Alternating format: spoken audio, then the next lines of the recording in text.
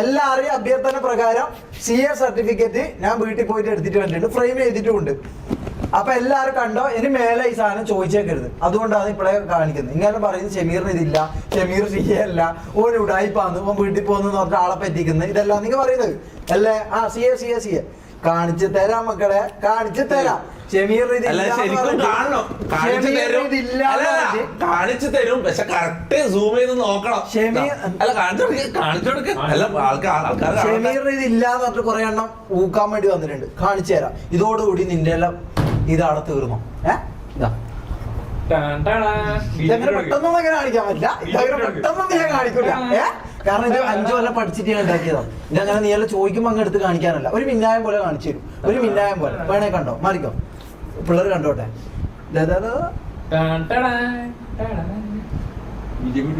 മിന്നായം പോലെ കാണിക്കും, മിന്നായം പോലെ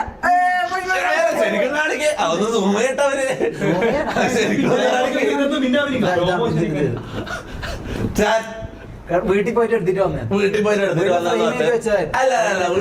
എടുത്തിട്ട് വന്നതെന്ന് പറഞ്ഞിട്ട് സാധനം കാണിക്കുന്നുണ്ട്. അല്ലല്ല ഞാൻ കാണിക്കട്ടെ. ഇതാണല്ലോ ഇവര് CA സർട്ടിഫിക്കറ്റ്. അതായത് അല്ല ചാറ്റ് ഇതൊന്ന് കാണണം. Institute of chartered accountants of India എന്നാണ് എഴുതി വെച്ചത്. അതിൽ തന്നെ ആണ് ഒരു സ്ക്രിപ്റ്റ് ആയത്. അതായത് CA സർട്ടിഫിക്കറ്റിൽ അങ്ങനത്തെ ഡയറക്റ്റ് CA സർട്ടിഫിക്കറ്റ് ഒന്നും ഒരിക്കലും എഴുതൂല. ഒന്നാമത്തെ കാര്യം അല്ല, ഇത് റോൾ നമ്പർ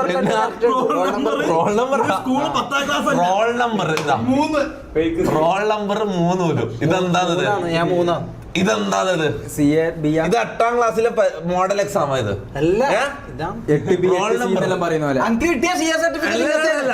ഫോട്ടോ ഒന്ന് കാണണം, ബാക്കി എല്ലാം പോട്ടെ. ഇതെന്താണ് ഫോട്ടോ?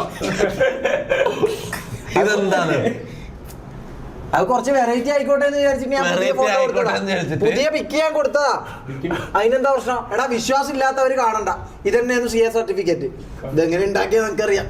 ഇത് എത്ര ദിവസം ഇത് കിട്ടിയിട്ട് നമുക്ക് ഇതൊരു അല്ല, ഇത് കിട്ടാൻ ഇത് വീട്ടിൽ ഏതോ ഒരു ഇനോഗ്രേഷൻ, ഏതാണ് എനിക്ക് ഓർമ്മയില്ല. നമ്മള് പോയ ഏതോ ഒരു ഇനോഗ്രേഷന് സ്റ്റേജില് ഒരു ചെക്കൻ കയറി വന്നിട്ട് ഒരു ഗിഫ്റ്റ് പൊതിഞ്ഞിട്ട് തന്നു. ഞാൻ വെച്ച് ഏതോ ഫോട്ടോ വരച്ചത് അങ്ങനെ എന്തോന്ന് വിചാരിച്ചിട്ട് തുറന്നു നോക്കുമ്പോ ഇതാ സംഭവം ചെക്കന് ഇവന് ഊക്കിയതാണ്. അത് ഇവന് മനസ്സിലായില്ല. ചെക്കന്റെ വീട്ടിൽ പോയിട്ട് എടുത്തിട്ട് വന്നേന്ന് ഞാൻ പറഞ്ഞു. ഇത് അധികം നോക്കണ്ട, നോക്കിയാലും മനസ്സിലാവും. ഷമീറെ കൊറേ എക്സൽ ഇട്ട് വെച്ചിനാടെ 2023 ഫൈനൽ എക്സാമിനേഷൻ ഫുൾ മാർക്കോട് കൂടി ഞാൻ പാസ്സായി. ഫുൾ മാർക്ക്, അതായത് റെക്കോർഡും ഇതും ഗൂഗിളിൽ ഡൗൺലോഡ് ചെയ്തതിന്റെ ക്വാളിറ്റി ഏത് ക്വാളിറ്റി? വെറുതെ എന്തെല്ലോ പറയില്ല, റാങ്ക് അടക്കമുണ്ട്. ഇത് കണ്ടല്ലോ, എല്ലാരും വിശ്വസിച്ചില്ല.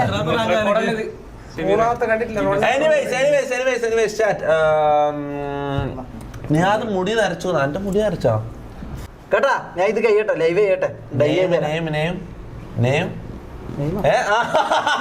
പറയുന്ന പോലെ MRC ഷമീറോ? അല്ല, ഞാൻ ചോദിക്കട്ടെ, MRC ഷമീറിന് ഏത് സർട്ടിഫിക്കറ്റ് അല്ലാതെ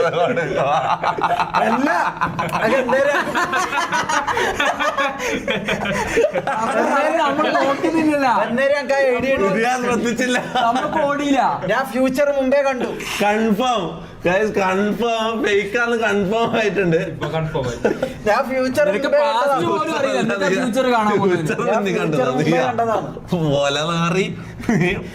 നീ എന്നെ എന്ത് വേണേ പറഞ്ഞു, ചോട്ടും ചോട്ടിക്കോ. ഒന്ന് ചവിട്ടട്ടെ, മാറി ഒരു അടിയും കൊടുത്തു. ഇങ്ങനെ ചാൻസ് എല്ലാം കിട്ടും. മാറിയാ അങ്ങോട്ട് എന്താന്ന് ഇയാള് അടി വിട്ടിട്ട് ഇറങ്ങിയത്? ശരിയാവുന്നല്ല, ശ്രദ്ധിക്കുമ്പോൾ ഡോലം കെട്ടാൻ ഇറങ്ങി തിരിച്ചില്ല. പല പരിപാടികളും എനിക്ക് ഇഷ്ടമുള്ള ഞാൻ കാലിങ്ങനെ നോക്കാം. നീ അന്ന് രണ്ട് വോട്ട് എക്സ്ട്രാ കിട്ടിയപ്പോ നീ എന്താ ചെയ്തേ? എന്റെ കാലെടുത്ത് വെച്ചരാ, ഒന്ന് ഇങ്ങനെ ഇരിക്കട്ടെ. നല്ല രീതിയിൽ മസാജ് ചെയ്ത് കൊടുക്കടാ. ജ്യൂസ് ഒന്നും വേണ്ട. അന്ന് ജ്യൂസ്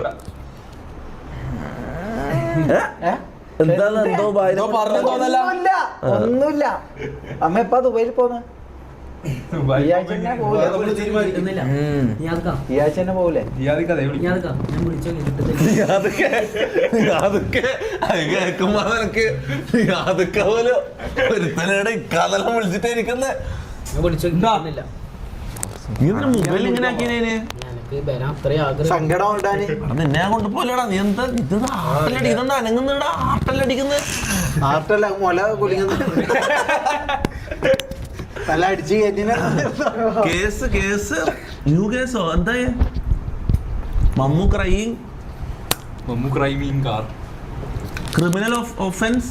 മമ്മു ഇതിനൊന്നും കാര്യമില്ല. ഫുഡ് ക്രിമിനൽ ഓഫൻസ് കേസുകളായിട്ട് എനിക്ക് നടക്കാൻ കഴിയാത്ത അവസ്ഥയായിരുന്നു. ഉള്ളത് തീർക്കട്ടെ ആദ്യം.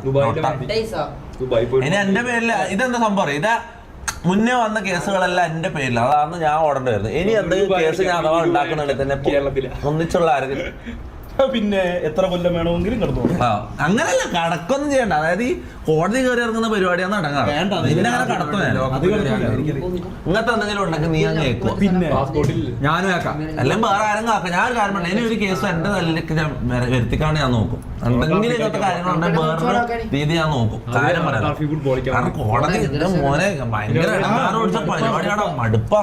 ഫസ്റ്റെല്ലാം നല്ല രസമായിരുന്നു. സിനിമയിലെല്ലാം പോകുന്ന പോലത്തെ ഒരു ഫീൽ ആയിരുന്നു എനിക്ക്. ആദ്യം കുറെ ഒരു 4-5 വട്ടം കോടതി കയറി ഇറങ്ങുമ്പോൾ എനിക്ക് ഒരു ഭയങ്കര ത്രില്ലല്ലായിരുന്നു. ഭയങ്കര എന്റെ മൈൻഡിൽ തന്നെ ഒരു മറ്റേ മ്യൂസിക്കൽ അടിക്കും. ഈ മോഹൻലാല് 2020 ഇറങ്ങി വരുന്നത് വാച്ചലിട്ടിട്ട് ഇതല്ല. പിന്നെ കേറി ഇറങ്ങി ഒരുമാതിരി ഇപ്പൊ മടുപ്പാടാ. ഭയങ്കര അവസ്ഥയാന്ന്. ഒരിടത്ത് നിൽക്കാൻ പോലും പറ്റില്ല. ആന്ന് ഒരു വൃത്തിയായിട്ട അവസ്ഥയെന്ന്. അത്രയും മണിക്കൂർ അവിടെ പോയി പോസ്റ്റാല് ഈ കുറ്റപത്രം വായിക്കുന്നതാണ് ഏറ്റവും അടങ്ങാറ് പിടിച്ച പരിപാടി. കുറ്റപത്രം എന്ന് പറഞ്ഞാൽ മൊത്തം ആൾക്കാരുടെ മുന്നിൽ കുറ്റപത്രം വായിക്കും. എന്നിട്ട് കുറ്റം ചെയ്തിട്ടുണ്ടോ ചോദിക്കുന്ന ചോദ്യം അതിന് ഉത്തരം പറയല്. അതിൽ ഭയങ്കര അടങ്ങാറ് പിടിച്ച കേസാടാ. അല്ല നമ്മളെ ഡേറ്റ് തീരുമാനിച്ചാ? നമ്മളെ ഡേറ്റ് അല്ല, നമ്മളെന്ന് പറയല്ല. നീ ഇങ്ങനെ പ്രതീക്ഷ കൊടുക്കല്ല. ചിലപ്പോ നിനക്ക് വരാൻ പറ്റില്ല. അങ്ങനെ പ്രതീക്ഷ കൊടുത്ത് നിനക്ക് ഭയങ്കര വിഷമം വരും ഷമീറ. ഇപ്പൊ നീ പ്രതീക്ഷ കൊടുക്കല്ല. അല്ല നീ വിചാരിച്ച തന്നെ കൊണ്ടുപോരാ. ഞാൻ ആലോചിക്കട്ടെ. ഇതെന്താണ് കാര്യങ്ങൾ പറ. എന്താ ചെയ്യണ്ടേ പറ. ഇതെന്താ ഒന്ന് പോയടാ. സ്ക്രീൻ ചെയ്യട്ടെ.